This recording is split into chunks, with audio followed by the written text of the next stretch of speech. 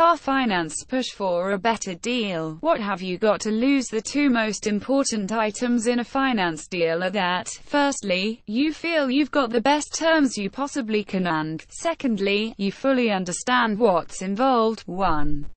Don't just take a PCP at 5% or a bank loan at 8% because that's what you're told is the going rate. Push a little. What have you got to lose? If they say no, you can settle for their original terms or go check somewhere else. I'm surprised at how quickly people accept the first figure they're quoted. We should bargain and question a lot more. There is money to be saved. I know buying a car is an exciting time in a family's life and the figures can seem so reasonable. They can be. But why not try to get even more reasonable ones? Now is as good a time as there has been for years to get on the bargain trail, because it is a cutthroat market out there for those selling cars and finance.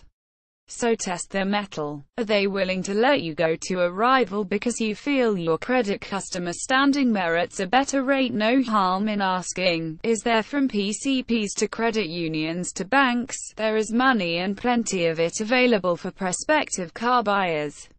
Just make sure you battle hard to get the best rate going. 2. Understanding your deal is vital. PCPs can be great for some. Let's be blunt about it. They've put people in new cars who would have struggled to do so otherwise. But they are not for everyone, and never lose sight of the fact you don't own the car unless you decide to buy it outright for its guaranteed minimum value in the course, or end, of its term. I've been accused of being anti-PCP. I'm not. I'm just urging caution that you understand every implication. Especially make sure you are happy with how much equity you can expect to carry over to your next deal. Equity is not the guaranteed minimum value. It is whatever the market is paying over and above that sum. It might be a small amount when the day comes to renew, or it could be your next deposit.